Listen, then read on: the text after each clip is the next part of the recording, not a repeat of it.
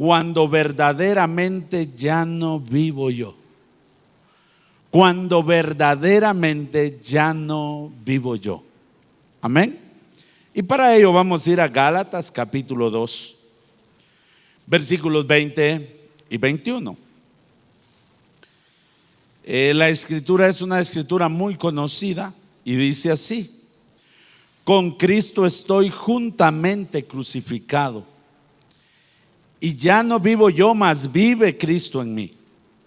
Y lo que ahora vivo en la carne, lo vivo en la fe del Hijo de Dios, el cual me amó y se entregó a sí mismo por mí. No desecho la gracia de Dios, pues si por la ley fuese la justicia, entonces por demás murió Cristo. ¿Cuántos realmente hemos escuchado este pasaje? Incluso lo sabemos. Ya no vivo yo, mas Cristo vive en mí. ¿Verdad, hermano? La mayoría de nosotros en algún momento, no, hermano, porque ya no vivo yo, mas Cristo vive en mí. ¿De verdad? ¿De verdad ya no vive usted? Por eso me llamó la atención hablar un poco acerca de la identidad del creyente con respecto a este tema, cuando verdaderamente ya no vivo yo. Porque es fácil recitarlo, es fácil decirlo, pero vivirlo es diferente.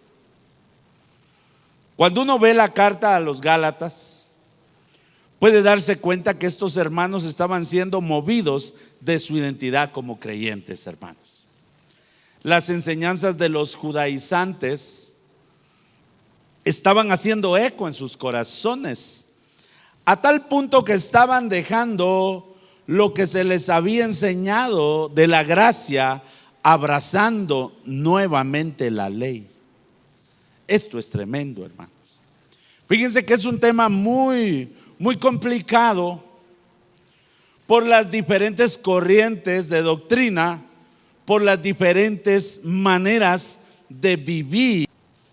Esta es la realidad que hay aún dentro del pueblo cristiano. Esta es la realidad de los Gálatas, que ellos habían sido enseñados acerca de la gracia de Dios. Vivían dentro de ese marco de la gracia de Dios. Y cuando ellos iniciaron en su camino con Cristo, comprendieron esa parte que Cristo había perdonado todos sus pecados y que el sacrificio de Él era suficiente para que pudiesen ellos vivir conforme a su voluntad. Ellos comprendieron esta parte. Pero luego entraron a la iglesia judaizantes, gente del judaísmo, gente radical, gente que no comprendía la gracia, y les empezaron a enseñar que era necesario todos los ritos que antes se hacían para poder ser salvos. Y poco a poco esta enseñanza fue haciendo eco en el corazón de los Gálatas, a tal punto que Pablo les dice que han dejado la gracia. Miremos Gálatas 1, 6 y 7. Aquí es donde él les dice: estoy maravillado de que tan pronto os hayáis alejado del que os llamó por la gracia de Cristo para seguir un evangelio diferente. No que haya otro, sino que hay algunos que os perturban y quieren pervertir el evangelio de Cristo. Pablo les dice que está sorprendido que en tan poco tiempo ellos hayan decidido abandonar el llamado que Cristo había hecho a sus vidas. Miren, esto es interesante, porque ellos seguían en la iglesia. Ellos seguían llamándose cristianos. Ellos seguían adorando, cantando, orando. Pero Pablo les dice: yo estoy sorprendido que les llevó poco tiempo abandonar el llamado que Cristo hizo a sus vidas. Pablo nos enseña en este pasaje que hay muchos creyentes que de alguna manera pueden abandonar la gracia de Dios por abrazar o dejarse deslumbrar por cuestiones religiosas, con formas de espiritualidad, pero que en realidad no hay otra manera de llamarlo, hermanos, se llama legalismo. Miren, esto es peligroso, porque es necesario tratarlo o hablarlo. Porque hay cantidad de iglesias, y todas dicen que conducen a Dios.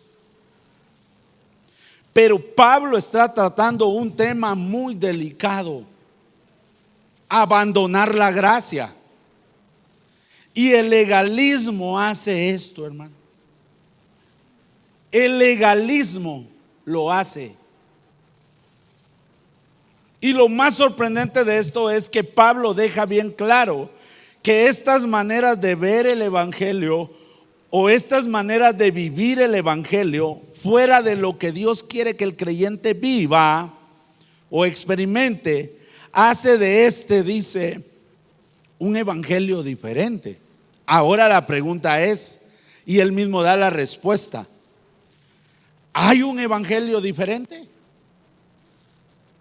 Está el evangelio como tal y decimos, sí, nosotros vivimos el evangelio, lo único que diferente. Y Pablo dice que no. En palabras de Pablo, no existe otro evangelio, sino que existen personas que los tratan de confundir, cambiando el verdadero significado de la salvación. Fíjese, Pablo dice, no hay otro evangelio.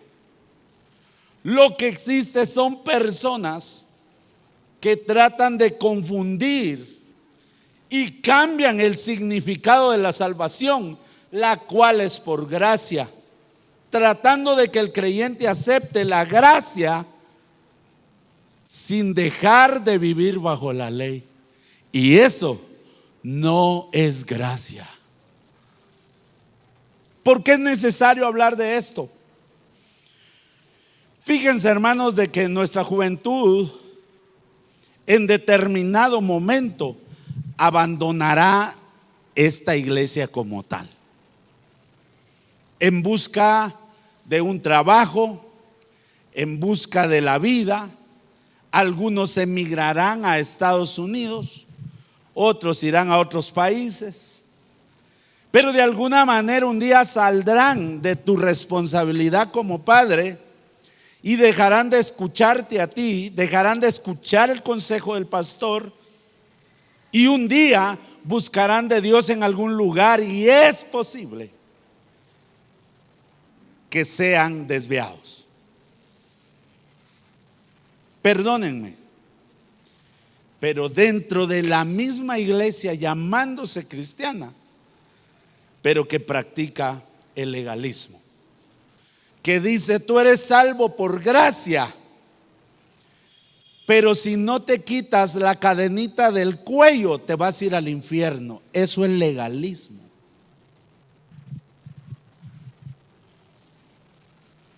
Eso es legalismo.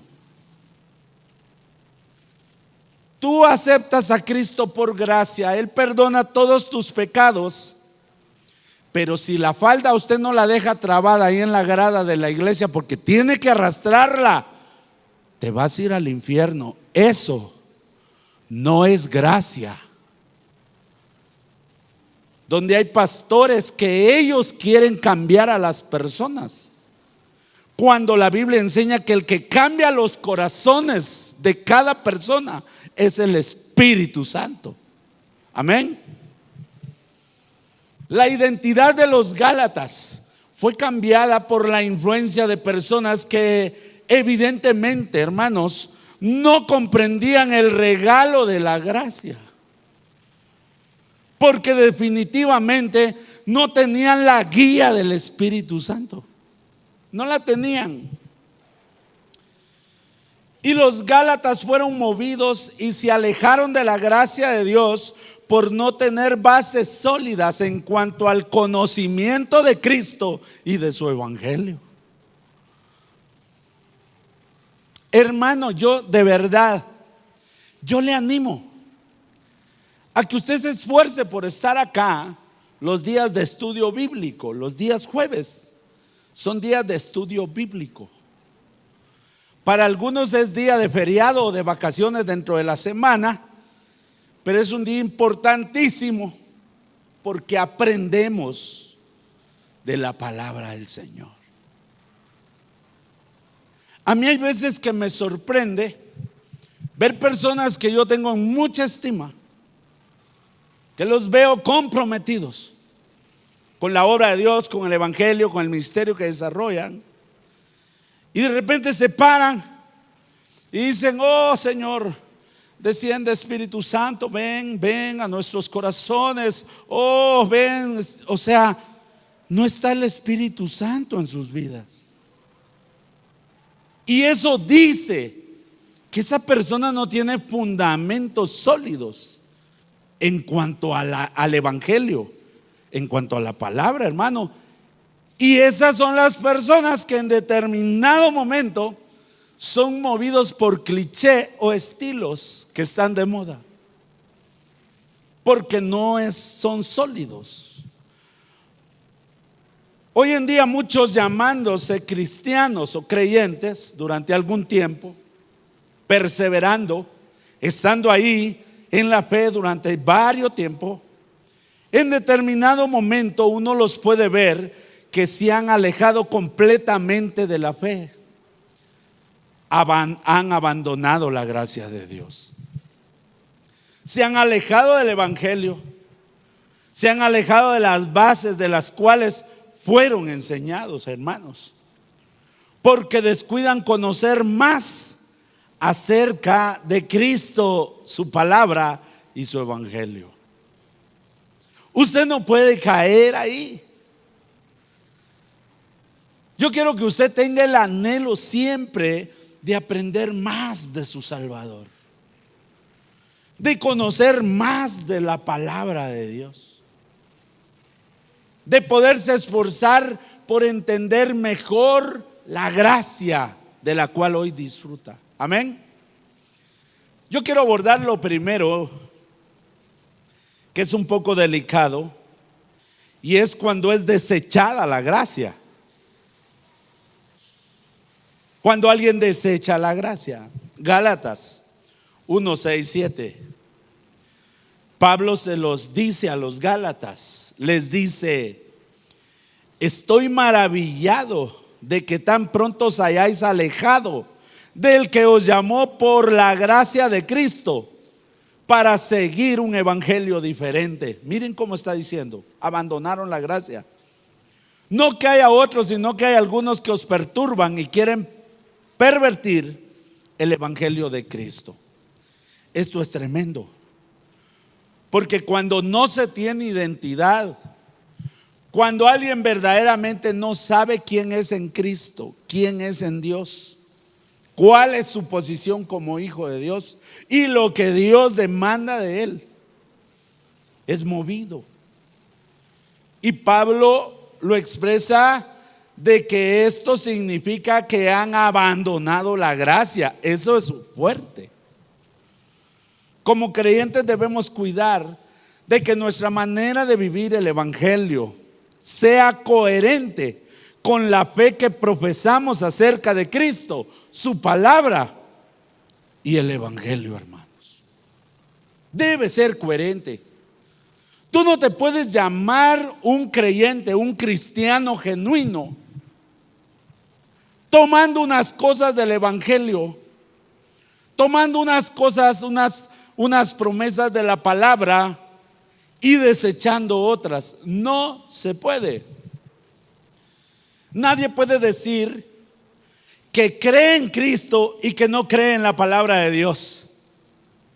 Alguien podrá decir: no, si yo creo en Dios, olvídese, sí, pero mire, la Biblia dice, no, también son cosas exageradas, yo ahí sí no muy, pero yo creo en Dios. No es creyente. No se puede eso. o que cree en Cristo pero que no cree en el Evangelio. No, hermanos, que yo creo en Dios, pero el Evangelio no, yo siento que ahí no es cristiano. Aunque lleve 20 años metido en una iglesia. Porque no se puede de esa manera decir que no creemos en el Evangelio, porque son buenas noticias de salvación. Eso es el Evangelio. Son buenas noticias para el hombre pecador. Es un todo, hermanos. No hay nada fuera de Cristo. Como que alguien diga que tiene a Cristo, pero que no comparte la idea de la iglesia o de congregarse. Si alguien dice, no, yo soy cristiano, pero eso de ir a la iglesia, no, yo soy cristiano, yo aquí lo llevo, aquí. Ese no es cristiano, ese es cristino. Porque no se puede. En Cristo lo es todo.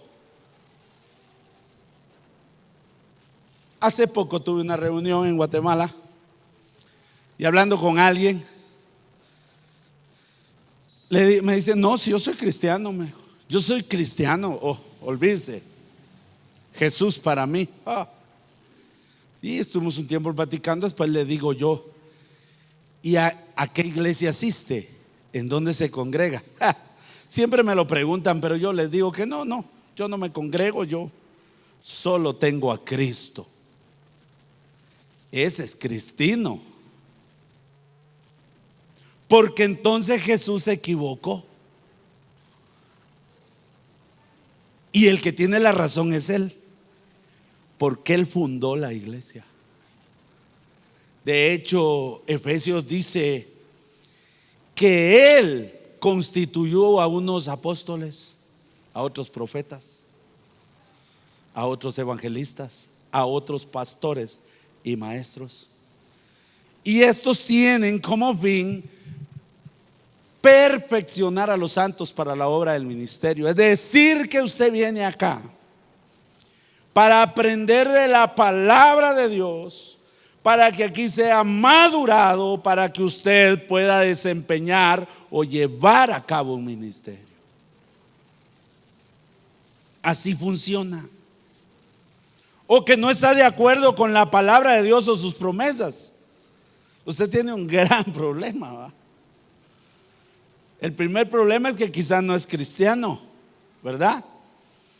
O aún dentro de sus promesas está la salvación, hermano, de la condenación eterna. Y que alguien diga que pone en duda la palabra de Dios, cuando en esa palabra está la promesa de su salvación. ¿Se da cuenta? Hermanos, cuando llegamos a estos extremos, usted ha desechado la gracia.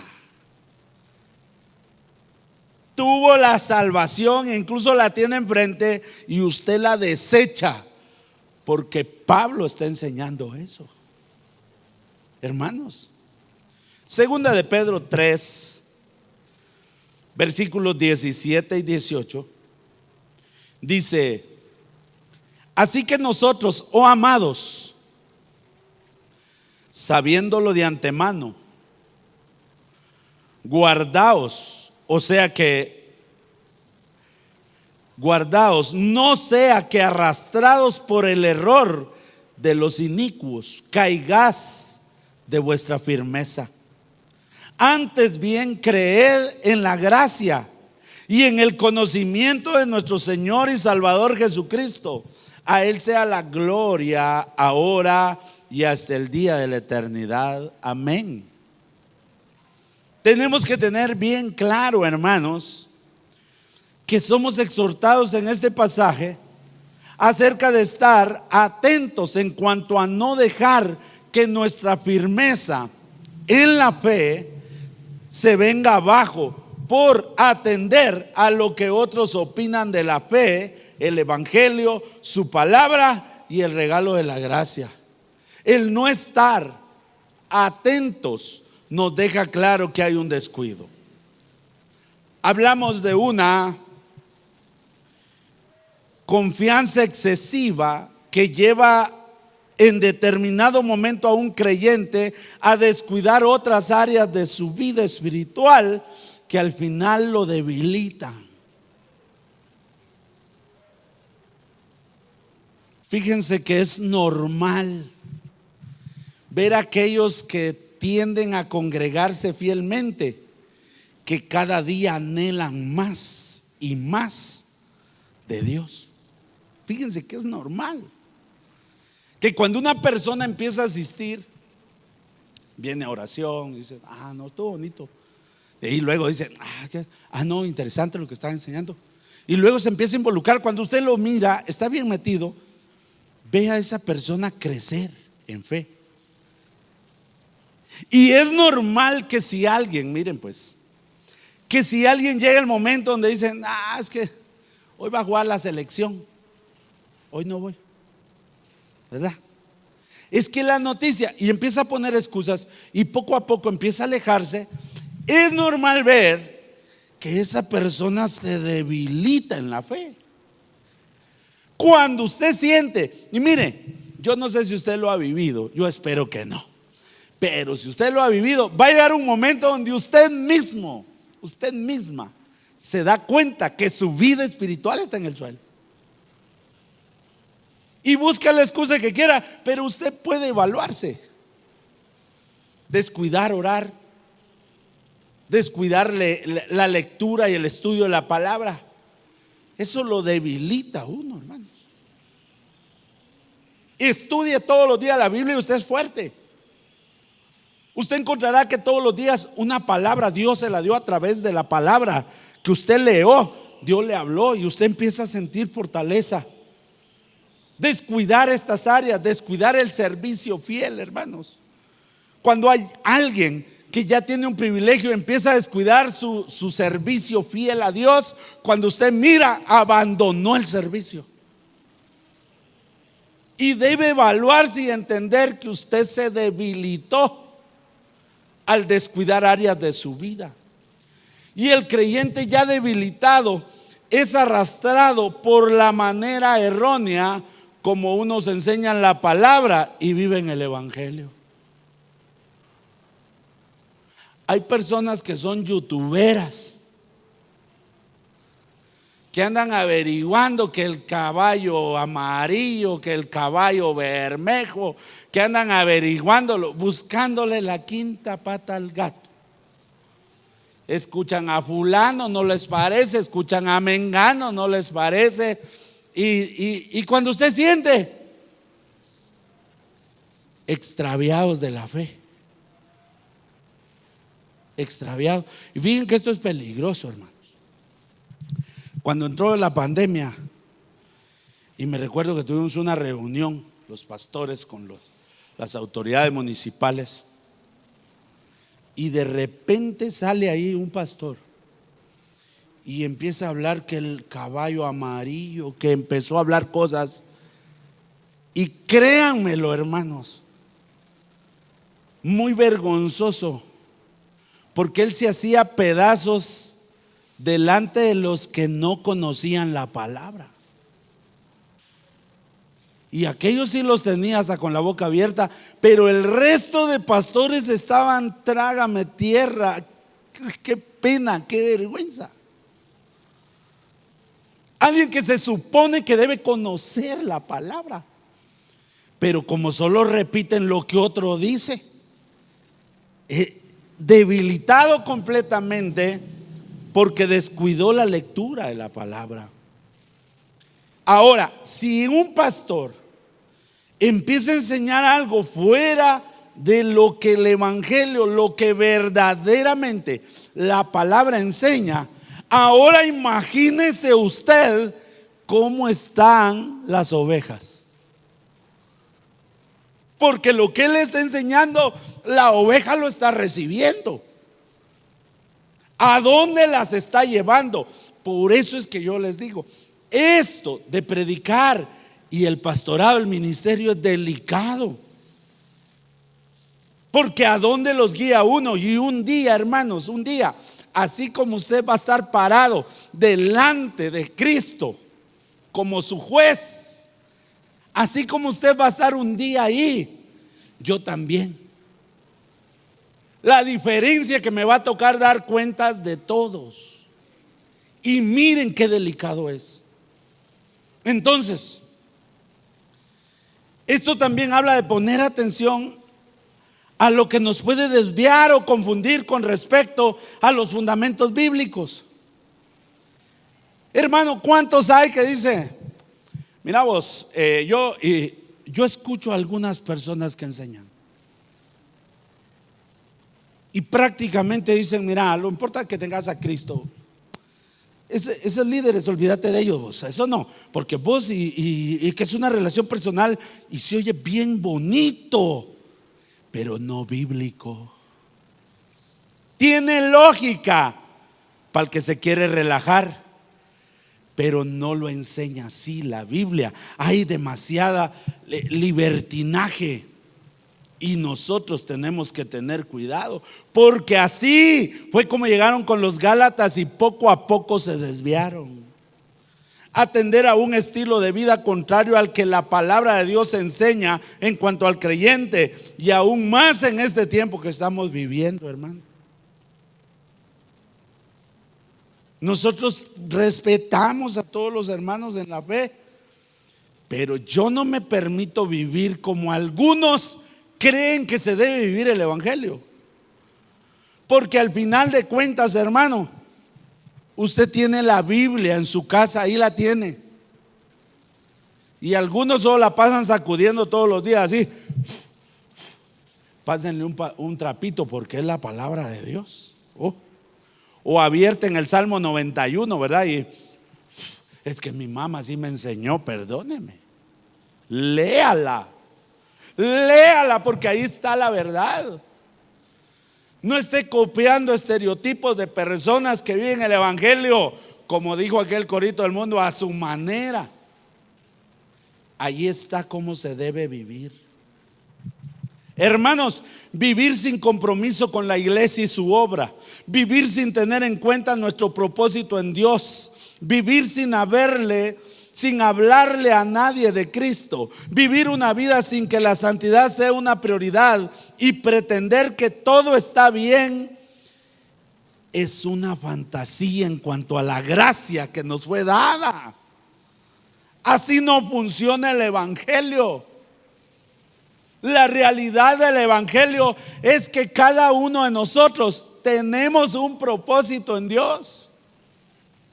Y alguno ya quizás se va a ir con Cristo y no lo cumplió. Y no lo cumplió porque no quiso.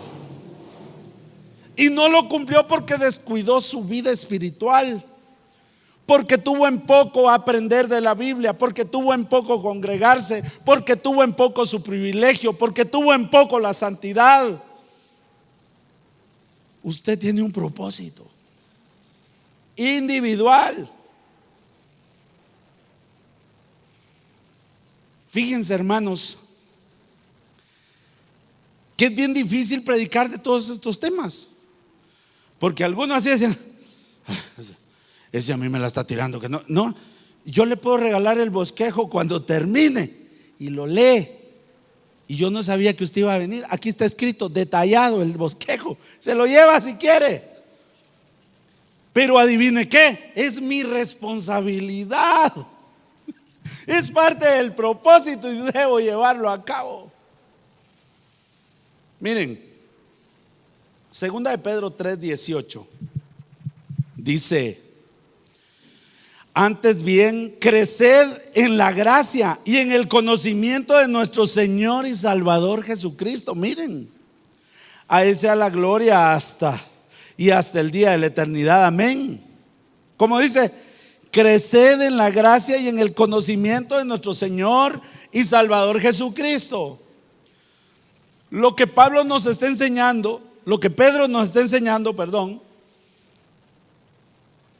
en cuanto a dejar de ser debilitados y abandonar la gracia, es el hecho de crecer en ella. Es el asunto que, mire pues, ¿cómo se lo explico? Va, ahí va pues. Evalúese con lo que ya hemos visto. Y entonces usted va a entrar a comprender y decir, y yo estoy débil. Ah, ya. No hay otra, estoy débil. ¿Qué tiene que hacer? Según Pedro dice, crecer en la gracia. Empezar a crecer en la gracia. Que nuestra manera de vivir, hermanos, de trabajo y de compromiso en la obra de Dios, que nuestra manera de involucrarnos en la visión que la iglesia tiene, donde todos pueden trabajar, se vea reflejado en cada uno de nosotros como creyentes. Si no crecemos en gracia, en determinado momento podemos abandonarla. Usted debe cuidar eso. La gracia, hermanos, es un regalo que hay que cuidarlo. Hermanos, las hermanas, cuando usted, su esposo, le regala su par de tacones de aquellos que usted deseaba, aquellos que hasta en caja lo tienen,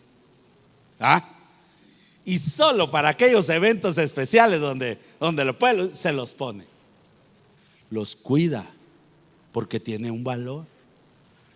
Pero ¿qué valor tiene la gracia para ti, mi hermano? Esto de la misma manera tiene que ver con el conocimiento de nuestro Señor y Salvador Jesucristo. Esto nos hace crecer en la gracia de Dios. Mientras más yo conozco de Cristo, mi Salvador, más comprendo la gracia de Dios.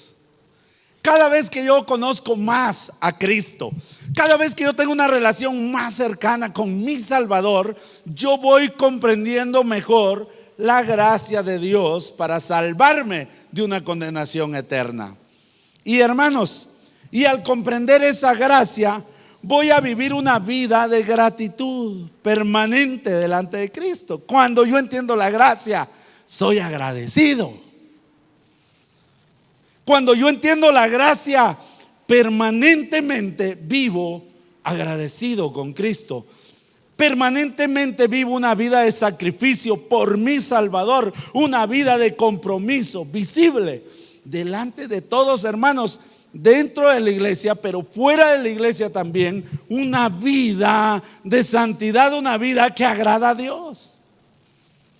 Porque yo lo conozco a Él. Cuando yo conozco más a Cristo, yo conozco más de su gracia. Amén. Crecer en gracia nos lleva a tener un mejor conocimiento de quién es nuestro Salvador. Y crecer en el conocimiento de Cristo, mi Salvador, me lleva sin duda alguna a crecer en la gracia. Lo segundo, Pablo dice, cuando ya no vivo yo.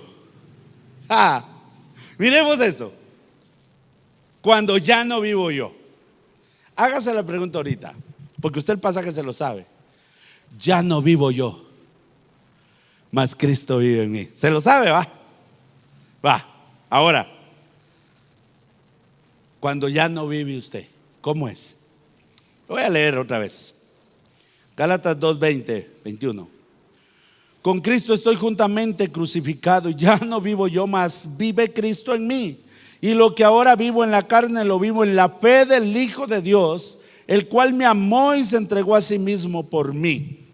No desecho la gracia de Dios, pues si por la ley fuese la justicia, entonces por demás murió Cristo. Pablo, al enseñar esto, deja a los creyentes en Galacia una gran enseñanza. Miren pues, porque Pablo les ha enseñado que siguiendo y escuchando a los judaizantes, los debilitó en su fe, a tal punto que abandonaron, Pablo les dice, la gracia que les fue dada por medio de Cristo Jesús a través del Evangelio. Ahora, pero Pablo, hermanos, deja claro por qué y cómo es que él se mantiene firme.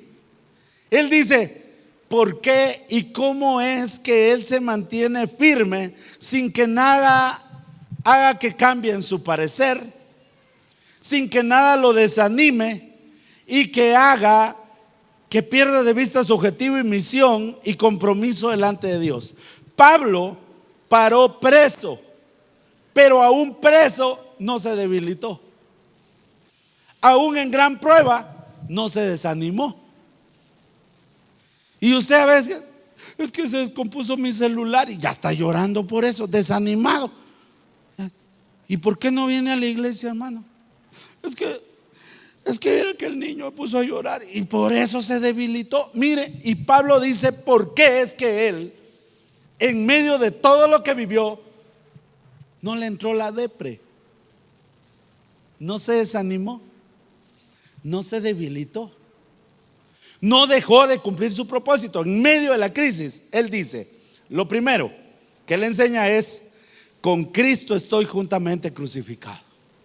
Él dice esto: con Cristo estoy juntamente crucificado.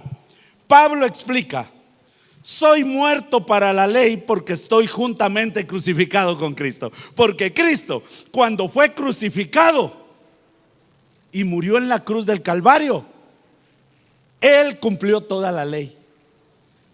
En ese momento, cuando Él es clavado en la cruz, cumplió toda la ley. Y Él dice: ¿quieren mi secreto? Dice Pablo: con Cristo estoy juntamente crucificado. El hombre viejo, aquel viejo yo, está muerto, crucificado con Cristo, y esto permite que el hombre nuevo viva. Ahora puedo vivir para Dios, porque crucifiqué al viejo hombre con Cristo en la cruz. Esto es comprender la gracia y lo que sucedió en la cruz del Calvario es ver claramente el sacrificio de Cristo y los beneficios que obtuvo con la muerte de Cristo en la cruz.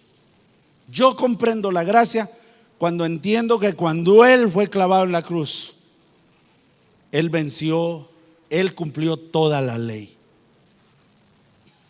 Él cumplió toda la ley. Y si yo clavo al viejo hombre en la cruz con Cristo, la ley ya no me puede juzgar. Por lo tanto, no la debo abrazar, debo tomar la gracia. Colosenses 3, 9, 11 dice: no permitáis los unos a los otros, no mintáis los unos a los otros, habiéndoos despojado del viejo hombre con sus hechos y revestido del nuevo, el cual conforme a la imagen del que lo creó se va renovando hasta el conocimiento pleno, donde no hay griego ni judío, circuncisión ni incircuncisión, bárbaro o escita, siervo ni libre, sino que Cristo es el todo y en todos. Pablo exhorta diciéndonos: ¿cómo crees que hago para seguir animando a la iglesia aún estando preso? ¿Cómo crees que lo hago? ¿Cómo crees que a pesar de tantas pruebas sigo adelante con la obra que el Señor me ha encomendado? Bueno, Él nos enseña: he comprendido que con Cristo estoy juntamente crucificado. Tengo fe en que la muerte de Cristo ha sido mi muerte. Esa es fe. He decidido crucificar al viejo Pablo, y al crucificarlo ahora puedo vivir para Dios. Él nos dice en Colosenses: en la cruz fue despojado el viejo hombre con sus hechos, por cuanto es una decisión de fe creer que Cristo ya pagó nuestros pecados en la cruz del Calvario, que mi castigo ya lo sufrió por medio del sufrimiento de Cristo. Ahora, es mi decisión morir todos los días al viejo hombre y dejar que viva el nuevo hombre. Si tomo la decisión, mis amados hermanos, de morir cada día a mis deseos carnales, si tomo la decisión de morir a mis intereses personales y pongo a Cristo, pongo su palabra, su obra como una prioridad, yo conoceré más de Él. Habrá una relación cercana que crecerá cada día. Esto me llevará al conocimiento pleno que Cristo es todo y es en todos. Hermanos, yo le tengo que decir esto esta tarde. Muera a sus excusas. Muera ya. Tire a un lado sus excusas. Muere a tus pasiones, a tus deseos carnales. Muere. El viejo hombre debe morir porque está muerto, crucificado en la cruz con Cristo. Allí murió el viejo José Vidal. Pero ahora me toca morir todos los días. Ya no más tibiezas, ya no más mediocridad en la fe, hermano. Sea un creyente fuerte, sea un creyente comprometido, sea uno de esos creyentes que no necesita que lo levanten, levanta a otros. Muera. Deje de buscar culpables. Eso deje en evidencia quién es usted. Eso deja ver que usted es un tibio. Deje de buscar culpables. Deje de echarle la culpa al pastor. Deje de echarle la culpa al liderazgo. Hijos, dejen de echarle la culpa a sus papás. Si ya han entendido qué es venir a Cristo, vengan aunque sus papás no vengan. Esposas, dejen de echarle la culpa a sus esposos. Usted venga y crezca en la fe. Esposos, dejen de echarle la culpa a sus esposas. Es que mire usted, ella va a la iglesia, pero a veces usted, viera qué carácter tiene usted. Y por eso es que yo ya no vengo. Deje de buscar culpables. Usted es el único culpable. Muera. Muera sus deseos carnales pecaminosos. Muera. Tome la decisión de morir, porque eso lo aparta de la gracia. Y lo segundo que Pablo enseña, que es lo que pasa, es: ya no vivo yo, mas Cristo vive en mí, dice Pablo. Esa es la clave. ¿Sabe por qué usted puede morir a sus deseos carnales, a sus prioridades, y permitir que Cristo sea su todo? ¿Sabe por qué usted puede vivir una vida cristiana de compromiso y esfuerzo por la obra de Dios? Yo le voy a leer 3 pasajes. Dice: en aquel día vosotros conoceréis que yo estoy, en Juan 14:20, Juan 14:20. En aquel día vosotros conoceréis que yo estoy en mi Padre y vosotros en mí y yo en vosotros. Miren qué tremendo. Eso lo está diciendo Jesús. Juan 17, 22 y 23. La gloria que me distes yo les he dado, para que sean uno, así como nosotros somos uno. Yo en ellos y tú en mí, para que sean perfectos en unidad, para que el mundo conozca que tú me enviaste y que los has amado a ellos como también a mí me has amado. Mire qué tremendo. Hechos 1:8. Pero recibiréis poder cuando haya venido sobre vosotros el Espíritu Santo, y me seréis testigos en Jerusalén, en toda Judea, en Samaria y hasta lo último de la tierra. Por nuestras fuerzas no podríamos hacerlo, pero es que dentro de nosotros mora el mismo Espíritu de Dios. Ahí está. Es su poder maravilloso e incontenible el que habita en nosotros, en cada creyente. Aquí habita, dentro de usted, dentro de mí. Por lo tanto, todo creyente genuino comprende que Cristo mismo vive en él. El problema es que el creyente no le permite a Cristo, el cual mora en él, que obre en su vida y que haga todo aquello que quiere y puede hacer en el creyente.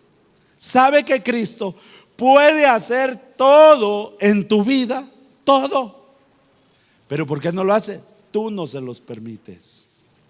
Tú no lo permites.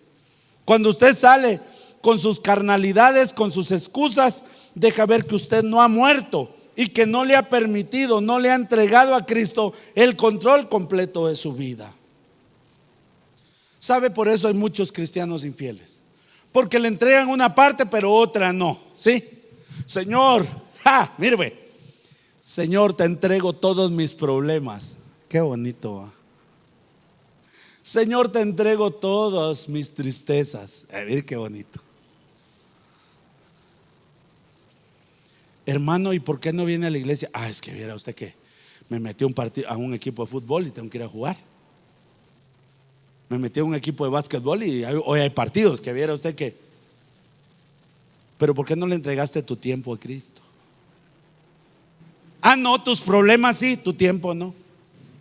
Hermano, ¿y por qué no ofrenda? Es que no alcanza usted. Porque no le entregó su dinero, solo sus problemas. ¿Por qué no diezma? Es que viera usted que estoy bien difícil, estoy bien apretadito ahorita. Porque no le entregó su dinero, por eso le falta. Hermanos, debemos entregarle todo. Todo tu tiempo, todos tus recursos, tu economía. ¿Cuál es la excusa?